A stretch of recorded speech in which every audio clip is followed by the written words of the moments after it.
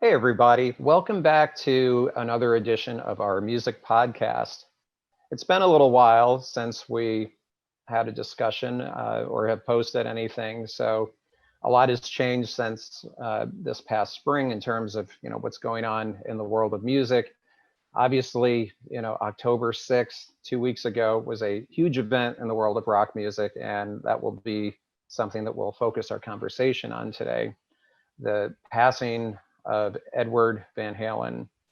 Um, so much has already been said about his legacy and his impact and his influence. So rather than try and reiterate or repeat a lot of what's already been said, I thought today that Shane and I would spend a little time just sharing our personal stories about the band, how Van Halen impacted our lives, and the legacy and memories that we associate with Eddie Van Halen and the band Van Halen as well. Shane, welcome. Wish it was under different circumstances, but I'm glad that we have a chance here to talk a little bit about the impact that Eddie had on our own lives. Kind of to echo what you said, I mean, pretty much everything that could have been said about him has been said about him already. But it's been a time of reflection, and it arguably the biggest loss in music in our lifetime, in our generation. I can't think of anyone outside of Michael Jackson or John Lennon, but they're a little bit out of the hard rock genre. Someone who has passed away of this significance. I don't think there's anybody, that Eddie, for our generation, especially musicians and hard rock musicians especially, hasn't had a huge influence on.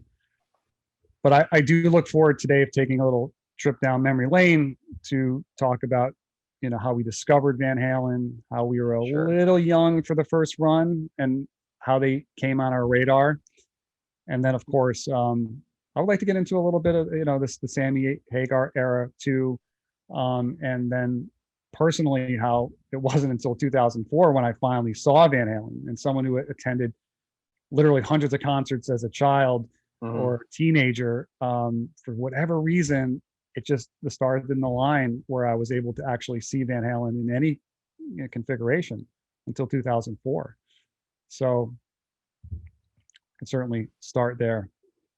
Excellent. Well, I think as we are able to piece together, parts of this story, one of the things that has become clear is that, in 2019, there were, rumors of floating about that, perhaps there would be a reunion tour with the original lineup of the band, with Eddie, Dave, Michael Anthony on bass, and Alex obviously on drums. That never came to fruition, and I think we can surmise that probably that was the result of Edward receiving the diagnosis that his cancer at that point was probably stage 4, and in order to fight the good fight, he had to prioritize his health and not go on tour. So unfortunately, we missed out on the opportunity to ever see the original lineup perform together. As you mentioned, by time Van Halen was really on our radar, the lineup had changed. Sammy Hagar was, the lead vocalist and so on, or at least in terms of us being old enough to attend concerts. Yeah, and to just jump back to the potential reunion, although I feel fortunate to have seen Van Halen a couple of times with David Lee Roth, and as great as Wilsey was, I, like many people, really expected this reunion run to happen eventually. And I think that's really, for me, it's a sobering thought that isn't going to happen. And then it's also really sad to think that it never did happen, and that we really went from 1984 until 2020 without that reunion happening, especially for us who, like we said, missed the first run of Van Halen by a couple of years. Yeah, and obviously, his impact and legacy is very far-reaching. Millions of guitarists decided to pick up the guitar because they, saw Van Halen perform on MTV, or saw Van Halen in concert or saw the cover of a guitar magazine during the 1980s. It's hard to overemphasize the fact that when we were kids during the 1980s, music was, it held a different place, especially rock music in pop culture.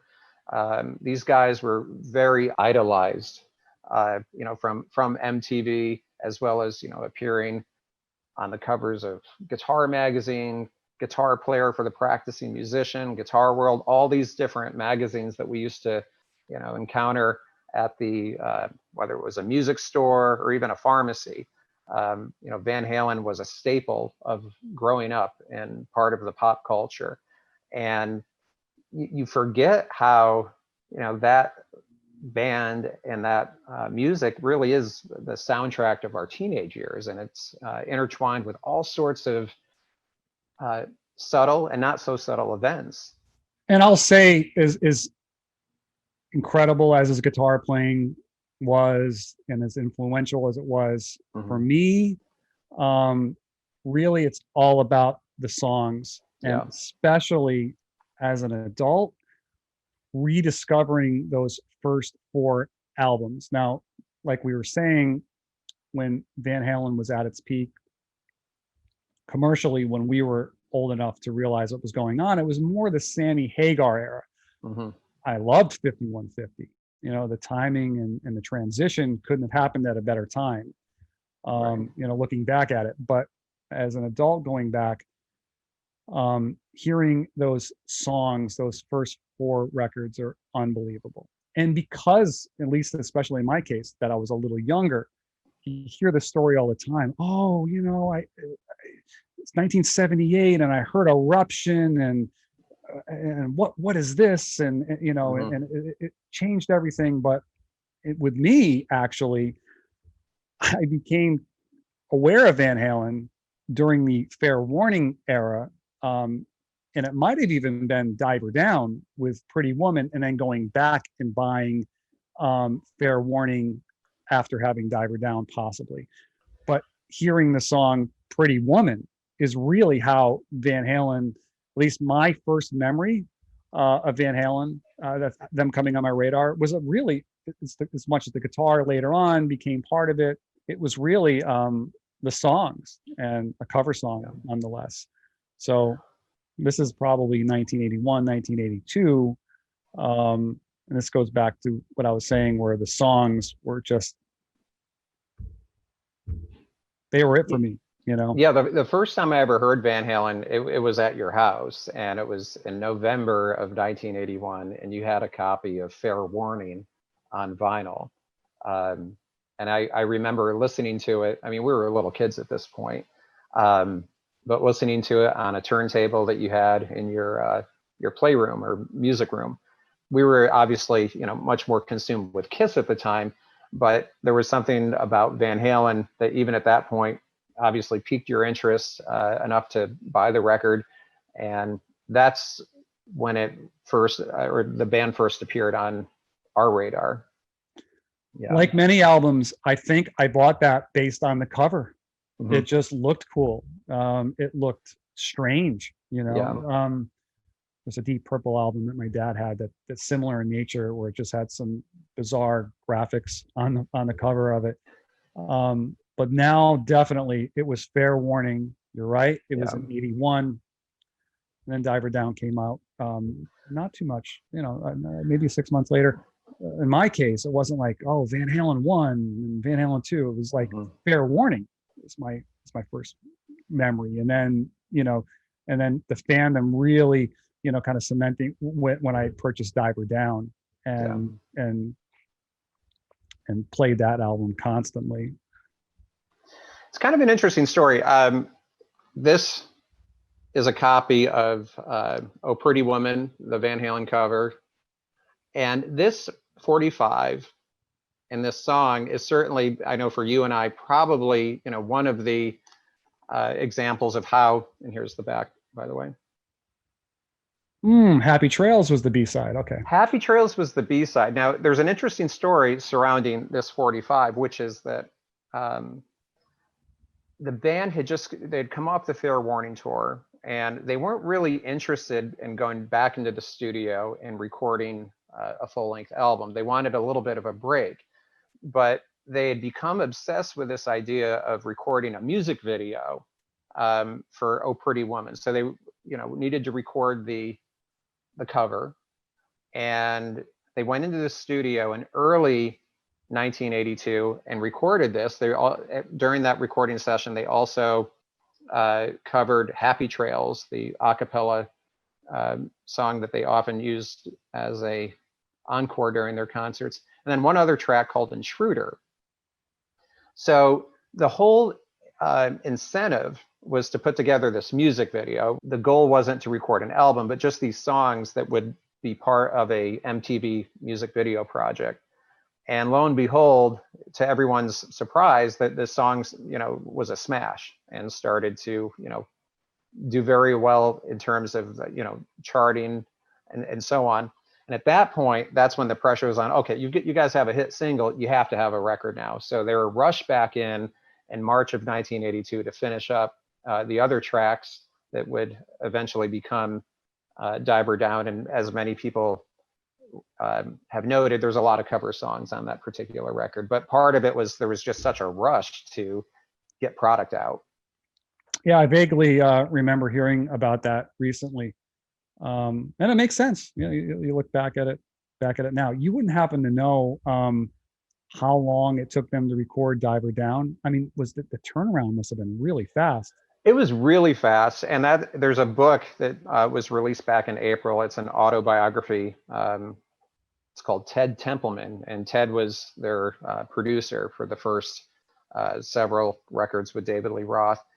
And the one sort of common denominator when you look at Van Halen, Van Halen 2, Women and Children First, Fair Warning, Diver Down, those records, is that they were very quick in terms of getting in, being very efficient in terms of utilizing studio time. It's astonishing, really, how quickly those albums were recorded when you consider how amazing they are in terms of the musicianship and impact and songwriting. They most of the time they were recorded within a span of maybe 3 weeks. And I think that's how long it took them to record Fair Warning, if I'm not mistaken. Yeah, when it comes to kind of bookmarking their career, Mm-hmm. and then you look at the last 25 years, and you have 3 releases. And that's counting Balance, if you want to go that far. Uh-huh. Even you have Van Halen 3 from '98, and then A Different Kind of Truth from 2011, I believe that came out, 2012.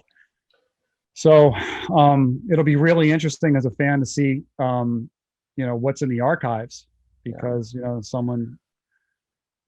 Well, that was an interesting point in Ted Templeman's book that really stood out, and a lot of this trivia is fresh in my mind because I just read it last week. He makes the point that, and he's a very successful producer. He's worked with all kinds of artists while being an executive producer at Warner Brothers. But he made the point that, that's the double-edged sword when you have a home studio, is that, it becomes an extension of your home. There's something to be said about having, to go to a studio that's not your home studio, where there's a deadline and there's a schedule. It tends to keep people on a on a deadline, where things get done. And those first 5 Van Halen records, they just knocked them out, and that was part of the strategy. And where the waters got a little rocky, really, were around the time of 1984, or I should say, when they started recording the record, 1984, which was during 1983. And Eddie started to put together his home studio, 5150, and that just brought in certain inefficiencies in terms of how Ted Templeman was accustomed to working, and he had his reservations about it for good reason in some ways, despite the fact that 1984 was an enormous success, certainly the biggest rock album of that year, and it's sold incredibly well. Well, 85 and before, I mean, that was just so common across the board in music. It was album tour, album tour, album tour. And I think I remember specifically it was maybe, Def Leppard, although there was quite a bit of tragedy, tied to that. But the first time there was a significant gap between, huge albums. Hmm. And even in the case of Kiss, late 80s, taking a year, 2 years off between releases. And then by the time you're into the 90s and beyond, it wouldn't be uncommon for any artist for it to be 2, 3, 4, 5 years between releases. It's ridiculous compared to the way it was, and how sometimes with these iconic bands and other bands at the time, you're getting sometimes 2 full new studio releases in a calendar year, which is just unthinkable when you compare it to music output in the last 20 years, especially what's happened in the music business. Here's another single.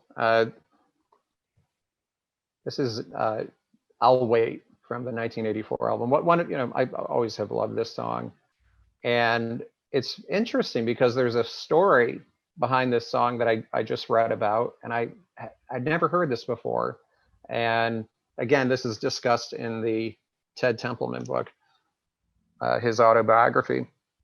But he pointed out that a lot of the songs that would eventually show up on 1984, they were instrumentals, songs like Jump and I'll Wait. I mean, really all of them. And the way it usually worked is, Eddie composed the music. They'd go into the studio, do basic tracking. Unlike their previous records, the lyrics weren't written, right? So basically they were, doing the basic tracks to what were instrumentals, right? Songs that didn't have clear-cut melodies or clear-cut lyrics yet. So they'd do a submix of the instrumental track and then hand off a cassette to David Lee Roth to go, to work on lyrics and melodies for these songs. And one of the last songs that was recorded for 1984 was I'll Wait. And that song, it was a little problematic in the sense that, David wasn't hearing anything. And Ted Templeman's concern was that he listened to it and it reminded him of this song called Hold Your Head Up by Argent, which was a classic rock song from 1973, I believe. And so he wasn't sold on the song, and David Lee Roth was having a tough time coming up with anything interesting. So at some point, Ted Templeman set up a meeting at his office in Burbank at Warner Brothers, and Michael McDonald, who was a very successful singer-songwriter, in the Doobie Brothers, that they brought Michael McDonald into the office just to sit and listen to it. So he listened, and there happened to be a keyboard in the office, so he's playing the song, and he starts singing it, and he's singing the melody, singing the words, and he and David are bouncing ideas back and forth. And that is how I'll Wait was written in terms of the lyrics and the melody, a big part of the equation.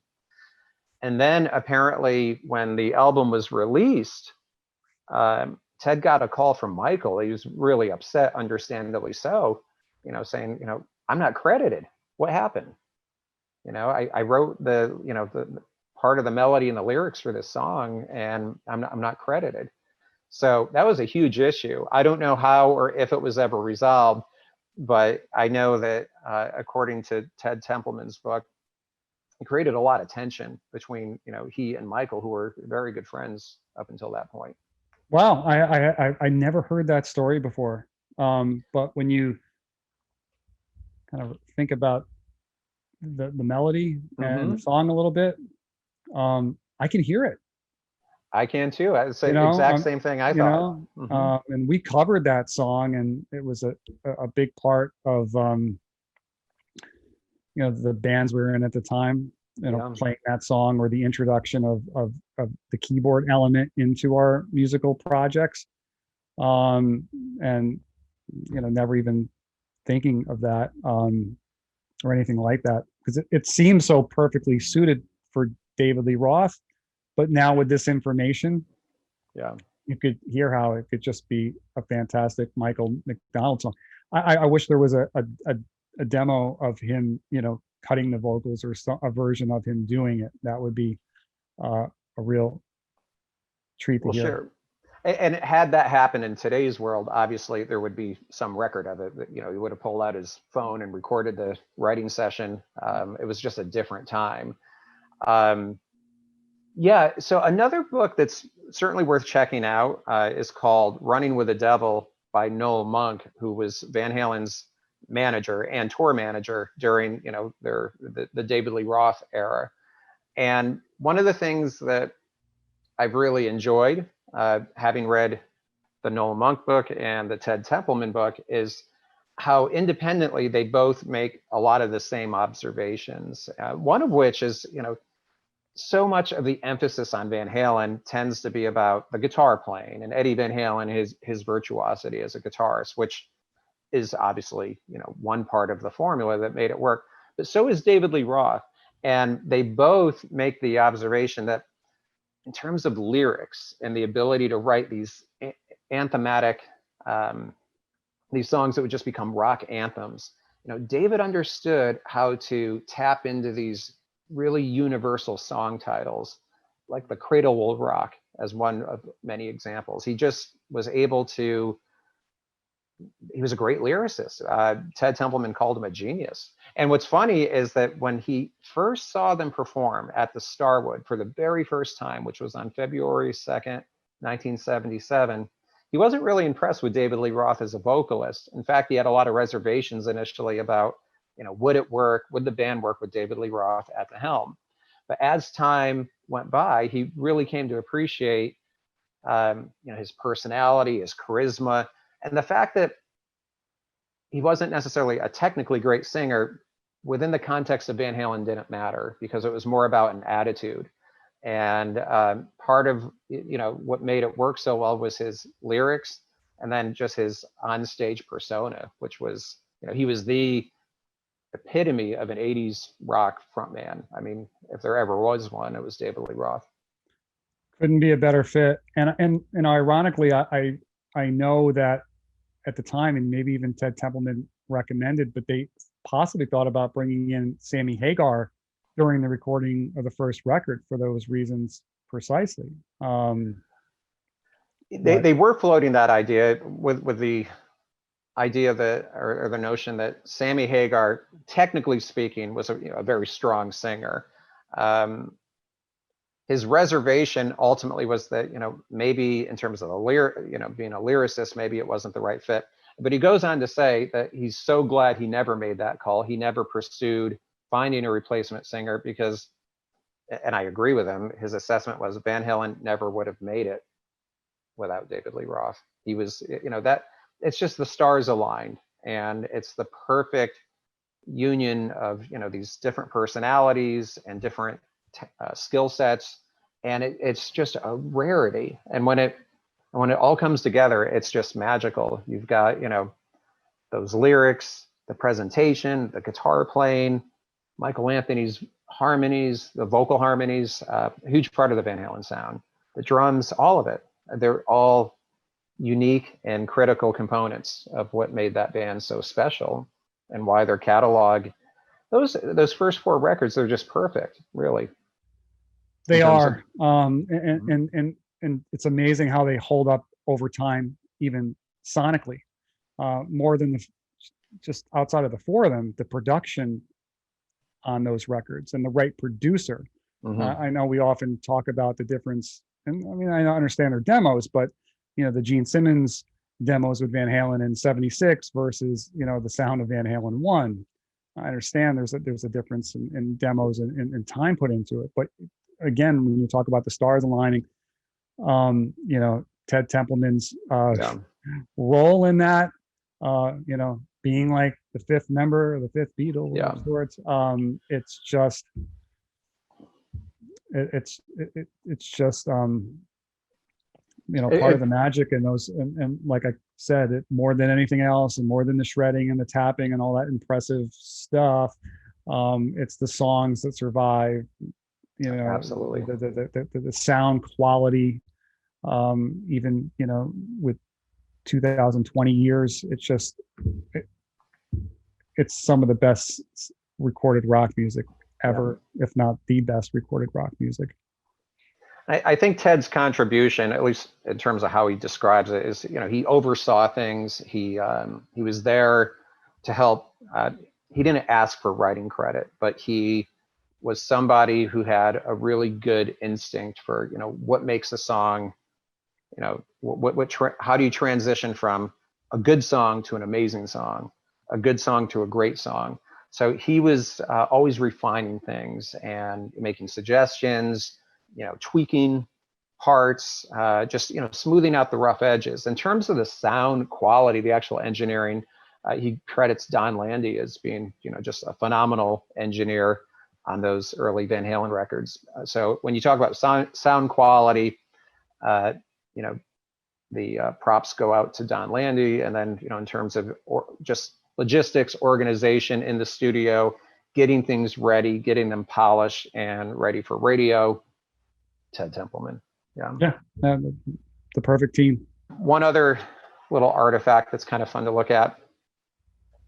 This is a backstage pass from the Women and Children First tour. And I'll just mention briefly, a friend of mine was able to see Van Halen in our neck of the woods in 1980. They performed at the Broome County Arena on Friday, May 2nd, 1980. Now, at that point, Van Halen was definitely not on our radar, but I often think how amazing it would have been to attend that show. They were, on the upward trajectory and just had that amazing energy, and they were, kings of their game at that point. Yeah, and especially in that particular arena, it was a small hockey arena. It was general admission, so you attend the show there, and first come, first serve, and you could just run up and get right up close, or always grab a seat on the side of the stage, like I did for many shows there later. Yeah. In the 80s, but for him, what talk about being at the right place at the right time. Yeah, he mentioned that, he was 12 at the time. He went to the concert with his older brother and some friends, and, they're driving down I-88. They stop at a rest stop. They have a bed sheet, they pull it out and they spray paint the Van Halen logo on it. And, they show up to the arena early, to the point where, he claims he was able to see Eddie backstage, and they were, screaming his name, and Eddie turned around and gave a thumbs up. Another point that you just raised is, when the show started, they rushed to the front, and you were able to do that back then. Mm-hmm. Yeah, it was really lax. Did he ever mention who the opening act was on that tour? Although I think it was Tallis. Oh, yeah, wow. with Billy Sheen. How about that, huh? Yeah, amazing. From that exact same period of time, here is a Guitar Player magazine. This is from April 1980, right, where you've got Edward on the cover.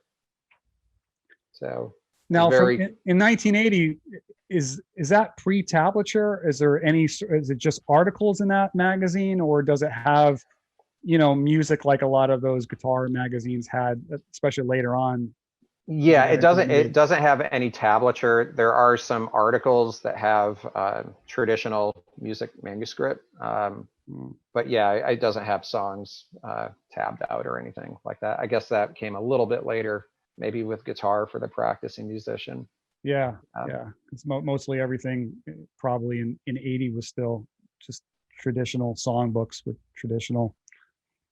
I don't have it anymore, but I do remember purchasing a Guitar Player magazine in 1984 that did have Eruption transcribed by Steve Vai, of all people. Yeah.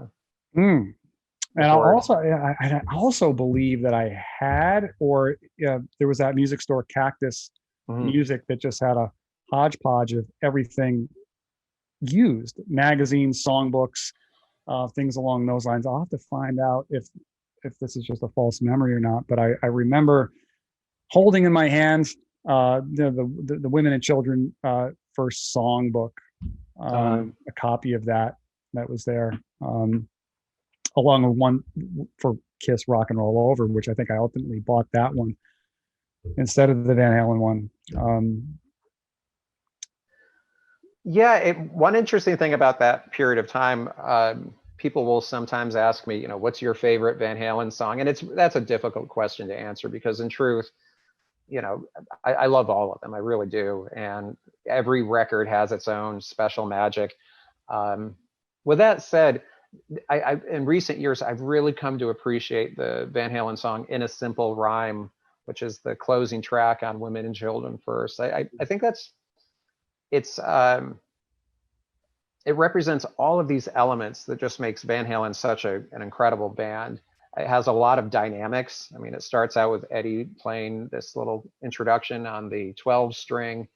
The lyrics, the message, the energy, it just has every element that makes Van Halen amazing is somehow featured on that song.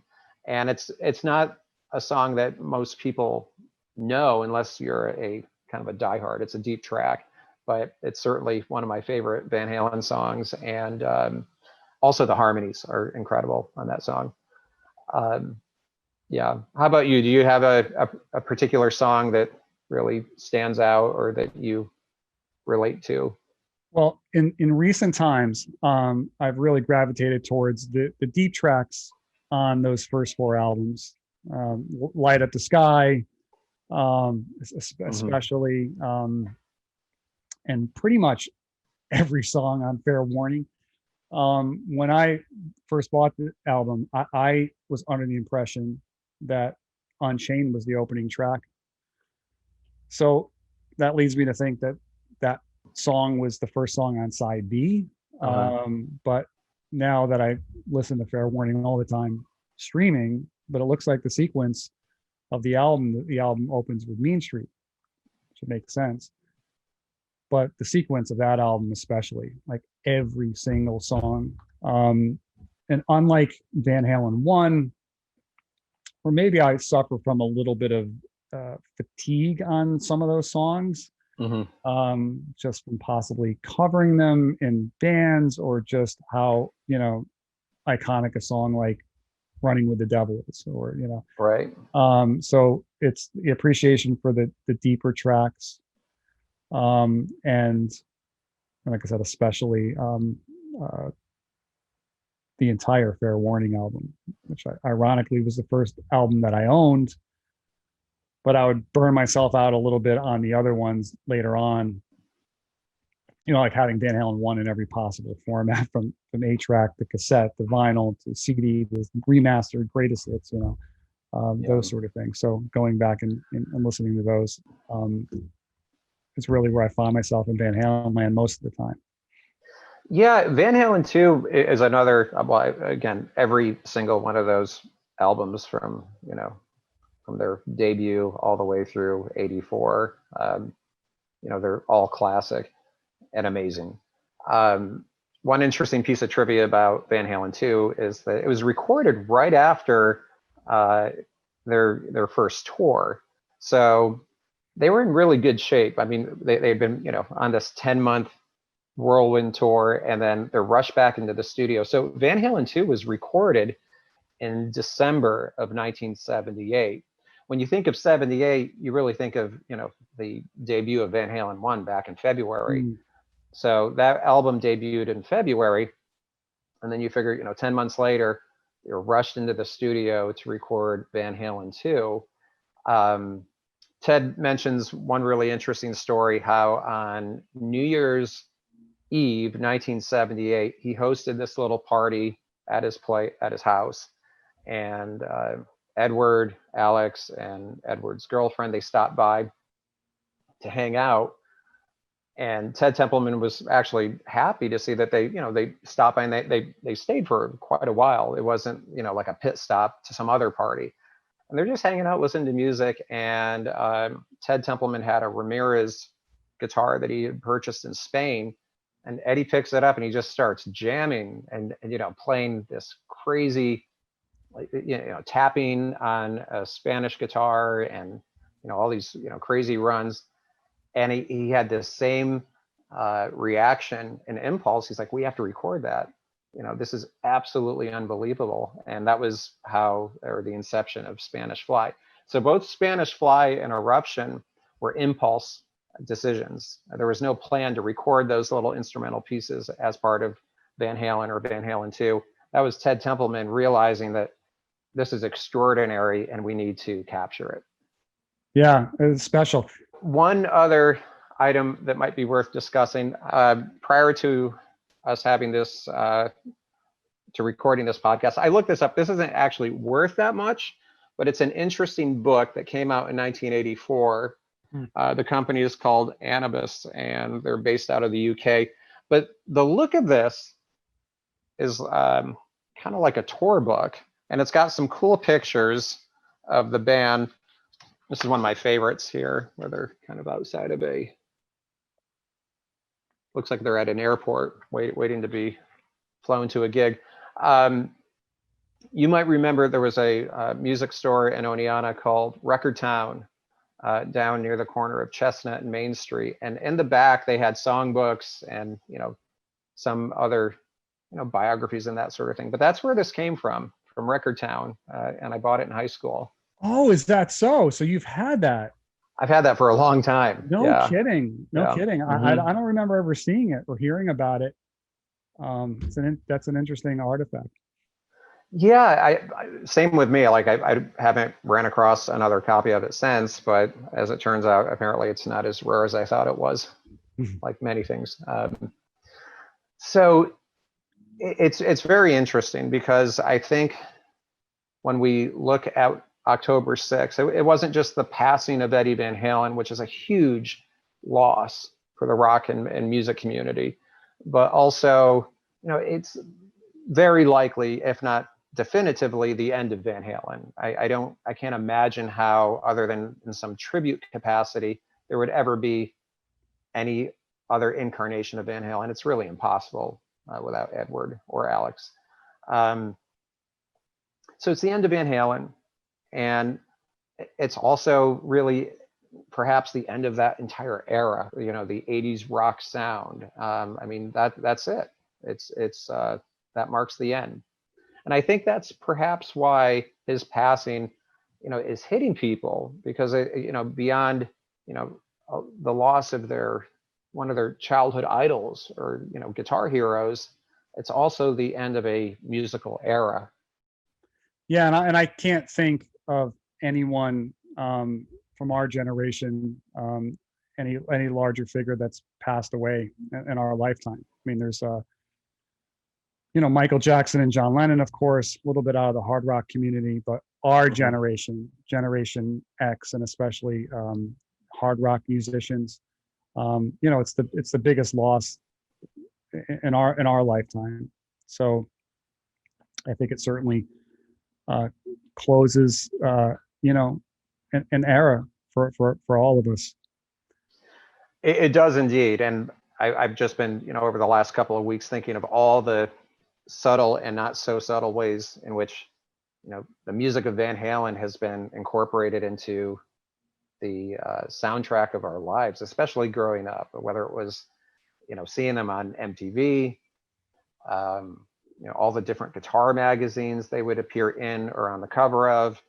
And then, just personal experiences such as, all of the gigs we played when we were in junior high or high school, learning Van Halen songs, really trying to nail the parts. So it's personal. It is. You can't help but feel a personal loss by this situation, especially if you're a guitarist or a rock music fan.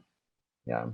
Yeah, and I think especially in your case, with in 84, 85, when the keyboards and piano became something that Eddie brought into rock music, his impact with the keyboards, not necessarily having the stigma that it once had.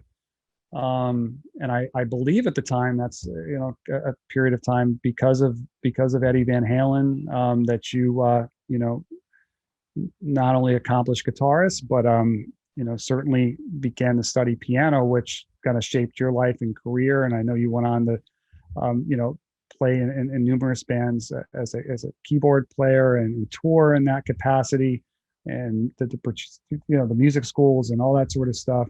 So yeah, in your case, really, helped shaped the path of your entire career and life, really. Yeah, and I one of the things that I remember, and again, a lot of the keyboard music that he started to incorporate into the band. I mean, you could obviously go all the way back to "And the Cradle Will Rock," but that was more subtle. That was a Wurlitzer that was, kind of distorted. If you didn't know any better, you could almost tell yourself that was an electric guitar. The songs like "Jump" and "I'll Wait," and then moving on to 5150 with "Dreams" and "Love Walks In." I mean, they have keyboards, but there's a compositional element as well that I think he was able to express himself through keyboards in a way that was different than guitar, and he was able to merge the two together. That was very special, and obviously touched a lot of people. So Ted Templeman made an interesting point. I think he's bothered by the fact that people say, well, Dave and Ted Templeman didn't want keyboards. He wasn't against them. He just felt, and I agree with this point, that when Eddie played guitar, it was extraordinary. There was something about the way he played guitar. He was in a very elite upper echelon group of musicians.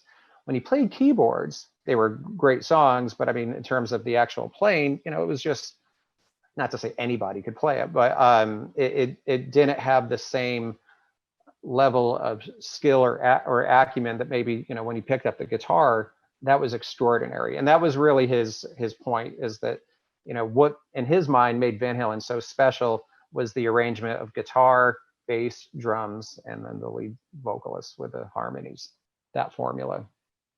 So yeah, anyway, those two books are really worth checking out if you're interested in learning more about the history of Van Halen. Ted Templeman's autobiography, which was released in April of 2020, and then Running with the Devil, which was written by Noel Monk. I believe that came out in 2017.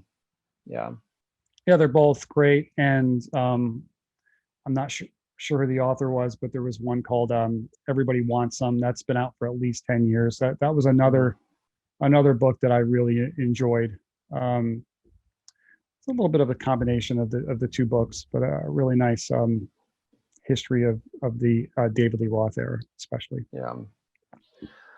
All right. Well, this is our little trip down memory lane in tribute to one of the great rock bands of all time. We'll have some future episodes shortly, and thank you for checking this out, everybody. Okay. Bye, Shane. Thank you. Take care.